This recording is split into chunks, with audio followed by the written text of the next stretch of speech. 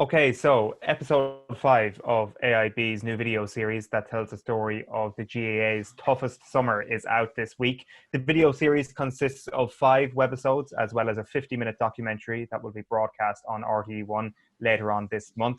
And ahead of this episode launch, I'm delighted to be joined by St. Pat's Ballyraggett intermediate hurling manager and multiple All-Ireland winning former Camogie player and manager, Anne Downey. Anne, how are you getting on? I'm grand. Owen, I'm not going to complain. Yeah, keeping good, thank God. Could be many reasons to complain, and as a club manager this week, I guess the only place to start is the news yesterday that came out that games will continue to be played behind closed doors for the foreseeable future. What was your take on that decision, first of all? Well, my initial really thoughts were that I was disappointed for the supporters that have been supporting us at our games, albeit that there was only 50. I think when we heard that there was 200 allowed go to the matches, we didn't realise at the time that part of that 200 would be our backroom staff, our panel of 24 and our backroom staff. So I suppose basically the club were left with about 50 tickets to give out to our supporters. And secondly, I was happy that the games are still going ahead, given that the numbers have been so high in the last few days. And I'm happy that that we can still train, be it that we can only do 15 at a time, which means we're going to have a longer training session. But delighted that the guys have that opportunity to still come to the pitch and meet their friends and prepare for the first round of the championship, and that the games are still going ahead. How difficult has it been adapting to the new restrictions to training and the new restrictions that I guess are going to come back in over the next couple of weeks? Like you mentioned, the training numbers there. Has it been much different to a regular summer? Well, it has I suppose, for us, because we're a new management team, and especially for Nigel, trying to get to know the guys. I know them from minor and under 21 level, but certainly we didn't get the opportunity to play an awful lot of challenge games. We actually only had one challenge game when we started back in January, February. The weather was really bad. We weren't in the pitch. We were inside in the watershed in Kilkenny. So from that point of view, it has been difficult, but I'm not going to make that as an excuse. I suppose we're in the same boat as everyone else. We weren't able to train collectively for a long time. And then when we did, the games came thick and fast, the last 3 league games, one after another. But the games have been helpful. We've been learning as we go along, and we have this week and next week to prepare for our Gorn games. So it is what it is. We're happy to be there, happy that we can train, and happy that the games are going ahead. When it comes to later on in the year, then when inter-county hurling comes back, and I guess really the same is true of the club games, which are essentially devoid of the atmosphere that supporters bring to games at the moment. Is that something that you think we should persist with, that we can continue to have a good GAA year in club and in inter-county without fans there? Well, I would be hopeful that the games would go ahead, first and foremost, and I think while players would be disappointed that the spectators won't be there, I think they will be happy, that the games, go ahead. Personally, I'm a bit sceptical. Will the championship go ahead, unless we're able to curb and get back, to cases that are very low every day? I'd be fearful that even our club mightn't get finished. Fearful that the championship won't start at all. So I think it was necessary, I suppose, for the government, to take these precautions. And at the end of the day, it's all about safety. It's all about having our players fit and healthy. And it's no good if someone gets a virus and, it curtails their lifespan, or what they're going to be able to do next year. Because, for some people are recovering well from it, but, we're not hearing that many stories of people that aren't recovering well. And I'm sure there are people there. I heard a chap on Pat Kenny's show this morning, and he's struggling, and he's had it a few months. So health and safety, I think, is number one at this stage. Without question. And is there a sense, from your point of view, that players are really enjoying this summer, that actually not having fans there doesn't really make too much of a difference to their enjoyment levels? I think when they're playing the games, it doesn't really matter, to be honest. Right. And when I was involved in any team, Camogie or hurling, it was always just concentrate on your own game. Don't mind what's happening around you, and that's the same focus. You just have to concentrate on your game. the atmosphere certainly is different. No dressing room trying to get talked out in a stand, trying to speak to the players, gather them around. It is all different. It's a challenge. But again, the fact that we're still playing, I think, is a real bonus, and I think it's important for every club and for the lads to be able to meet in the pitch and vent whatever frustrations they have gone through the day. They might have had a bad day at work or something has happened at home, and you come down to the pitch and you have a run around and you have an hour and a half of good exercise, and you hopefully feel better going home. That's more important than anything at this stage. Absolutely, 100% agree with that. And one of the things we wanted to chat to you about outside of coronavirus and outside of whether or not there's going to be games or not this year is a subject that was discussed on the show last week with Vera Powell, the Republic of Ireland manager. And she was chatting to Joe and explaining her footballing culture that she's experienced in the Netherlands, and how the Netherlands teams are so successful as a result of girls and boys playing together at a young age in football. And she says that girls who played at a young age with boys are the ones who stood out at national level with Holland from her own experience. I was just keen to get your take on that idea of potentially encouraging that a little bit more within Gaelic games, within Irish sport as a whole, that when it comes to the great strides we've made in women's sport over the last little while, that actually looking at grassroots and trying to encourage girls and boys to play together in hurling or in camogie or football or whatever it is, that this can greatly enhance the standard that we're seeing. Well, it can indeed, but I think it only goes to a certain age level. Certainly a lot of our camogie players would have played with their schools. There's great school competition in Kilkenny, that it would have been on the boys team. But obviously when you come to a certain age, you're not going to be, with hurling and camogie anyway, you're not going to have the physical capabilities of going one-to-one with a 16-year-old chap. When I was involved with the camogie team, we often played the under-16 team here in the village in Ballaragat, and at that stage you would have to be telling the girls, like, mind yourself, and the guys, you don't have to be macho men and prove a point. But certainly it does enhance the skills, because the boys play the game so much faster. Everything has to be done so much quicker when you are playing them, and it does help. But you can only bring it to a certain age level with the GAA. For sure. Is it something that you did as a kid? Were you playing with boys growing up? We weren't actually. No, there was very little camogie here in the village. I think we had one primary school, maybe two primary school games, and we didn't start playing then really until we went to secondary school. That's really when our camogie really took off. Our games were five-a-side or whatever here in the backyard or out on the road, pucking the ball from up and down the road to our neighbour, and no camogie here, no camogie in the village, no camogie in the next village. So eventually Angela and myself joined St. Paul's, who were a city team, and a city team was made up of probably different parishes until camogie was on the rise after the first All-Ireland win in '74, and then the clubs mushroomed. So eventually St. Paul's disbanded and we went to our near neighbours, Downey.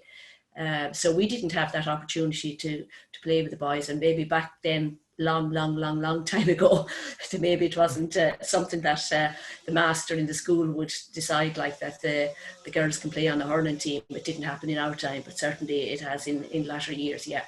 Right, okay. And what was the decision like when yourself and Angela were saying, right, we better go and play with St. Paul's? But was there kind of like a scoping out of the locality and realising that camogie wasn't really an immediate opportunity unless you played with them?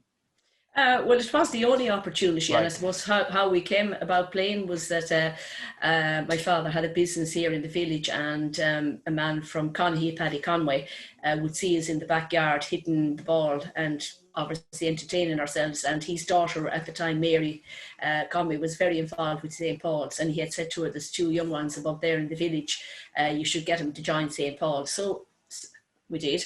We played junior with St. Paul's for a long time until we made the senior grade. And as I said, we were made up from all parishes, Bennettsbridge, from the town, from Three Castles, from Freshford, from Clara, from Gorn. That's the way it was until, as I said, '74. Kilkenny had the first All-Ireland win and clubs mushroomed. And obviously then St. Paul's didn't have anyone that was joining them. So I think it was 90 or 89, 90 when they disbanded. But that was our only out at the time, to be quite honest. There was no near club to us. St. Paul's were the nearest club, and that was it. That's very interesting. That discovery of the two of you playing out the back was one of the greatest pieces of scouting for Kilkenny Camogie ever. Yeah. Was there a sense at the time at all that the two of you were pretty good at this thing? Like I'm sure. Like at what age were you when that was happening? Do you recall? Sure, we would have been only probably 12, Right. must have been even 12, 13, because, I mean, Angela played her first All-Ireland when she was 15. Yeah. So certainly we would have been with Paul's for 2 or 3 years before that, yeah. Because when you think about the idea of girls potentially playing with boys at a younger age, half the reason is that you're exposing yourself to a bigger scale of talents, that there are just so many boys who play it and you get to play with so many different people and expose yourself to the very best of people at your own age. But that was kind of the case for yourself and your sister at the time. You were both pretty good, to say at the very least, and actually having that sibling rivalry, which I'd imagine existed around that time, is kind of a special place to be, and I'm sure you drove each other on at that time. Oh, sure we did. I mean, I thought I was top dog at the time, to be honest. And I discovered to my horror one day in the shop that I wasn't top dog. And a man came into the shop and he asked my father, was this the good one or the bad one? And that was a rude awakening, I can tell you. My father brushed that one aside fairly quickly. But I just suppose in time I realised that Angela had a skill that I hadn't. You know, I was a workhorse. I knew where she would be on the pitch, but could I get a goal to win a match? No. Could Angela? Certainly she could. She had the talent and the speed. So we put that one to bed fairly quickly. And I suppose we played with one another then in Castlecomer when we went to Castlecomer school. And then when we went to Callan, we had a great year in Callan, our last year's borders. So it really gelled us together. And Paul's at the time were going well in the club championship as well. So it was all camogie. It was our lives, really, you know. Study was out the door for me anyway. Angela was more interested in the study than I was, but you know, it was a great get out clause. What does your dad say when he's asked that question? Is that the good one or the bad one? I think at the time he was a little bit taken aback, and he said, "Ah, sure, they're both good in their own way." You know, was his answer. He was more shocked, I'd say, than I was, and maybe at the time he didn't realise that I had heard it. But of course, you know, you the negatives probably always stick with you. You know, someone praises you and tells you you're great, but when there's a question mark put over that, it's something that sticks in your brain for forever. Yeah, I can imagine. And like, obviously it's a funny story to tell now, but I'd imagine at the time it's not a great thing to hear or a great thing to feel. Like sometimes a sibling rivalry doesn't need that stoking, and sometimes a child's confidence doesn't need to be broken any further. No, it doesn't really. And I suppose you had it in the classroom, you know, the old story of why can't you be like your sister, or why can't you be as good as your sister? It's all these negatives that I suppose people say and they don't realise that, you know, that the impact it can have on a child at the time. And would teachers be saying that to you? I wasn't as, I suppose, in the academic world, I wasn't as bright as Angela. I had certainly really had no interest in books at the time. And I remember at one stage probably having to pay Angela to do a composition for me. So certainly they were probably justified having said that to me. But certainly it was said to me a few times. Yeah. Can I ask then, just kind of after the playing days, when did you realise that you had a real knack for management and a real knack for coaching and getting the best out of players? Oh, look, I suppose I went into coaching because I won't say that my hand was forced. Kilkenny at the time, in 2002, didn't have a manager, and there wasn't that many people putting up their hand to get involved. And I did get involved with the seniors and the junior team at the time, and we had great success with the juniors. I think we were beaten in an All-Ireland semi-final the same year. But it really, you know, I suppose what I had a knack for was getting the right people involved with me.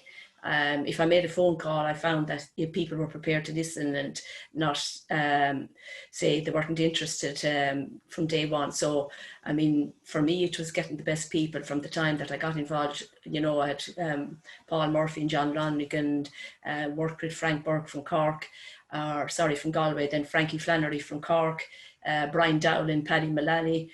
So I would never get involved with the team unless I knew that, you know, that I had someone that could bring something different to the table and move things on. And I was lucky and fortunate enough, you know, that I was able to pull those people into camogie. That's a point I was actually just about to ask about the working with other characters. And sometimes it strikes me that the best managers, certainly in the modern game across a range of sports, are people who manage to park their ego at the door and manage to identify who can actually complement you as a coach or as a manager. And maybe it's connecting two dots that can't be connected here. But I often wonder if your childhood days, and I don't know, that comment from that man in your shop to your father about is this the good daughter or the bad daughter, that certainly doesn't help create an ego in your head. You don't have any high notions about yourself as a result of hearing stuff like that. And I wonder if down the line that is a thing that helps you to have the mentality to be a really good manager. No, for me to be a good manager, to be quite honest, it's not about me. When I got involved first, the biggest challenge I had was to gel the team together, because there was a healthy, fierce rivalry between, say, Downey Freshford at the time, Downey Ballycallan. So to gel all those girls together and get them to play for Kilkenny and getting them to play as a team, after that, there was ferocious battles in county finals, and given the legacy of St. Paul's having won 28 county championships in a row, I suppose there was a lot of people would have liked to see the demise of Anne and Angela Downey at that stage and give the other clubs a chance of winning the county championship. And, that was the biggest challenge for me. But you can't have an ego. What drove me really was just trying to get Kilkenny Camogie back on the map and get us back to winning ways. We'd won in '94, and it took us so long, to win another All Ireland. We had won minor, and to get the girls to realise, you can win minor, but that doesn't mean you can step up to the plate the next year and play senior, rock into town like and be allowed to do what you like.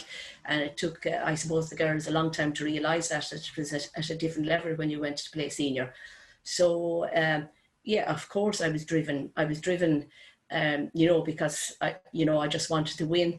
And I was the same when I was playing, at all costs, I just wanted to win regardless of what it took. And but you can't go into management, with an ego. You try to engage and be all inclusive with everyone. And that's completely, it's management as well as the players, Yeah, for sure. And I think sometimes if you see a manager who's going in to live vicariously through their players, that can sometimes be the end of them as well. And that kind of is part of the whole ego, isn't it?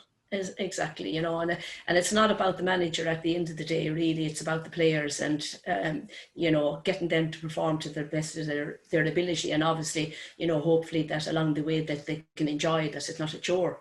Yeah. To be honest, that's the main thing, and keeping things fresh. And that's why, as I said, every time that I went back, I always had a great coach with me and was happy to work with all the backroom teams. That I couldn't fault any of them. We had great years and great people work with me. I was blessed and lucky.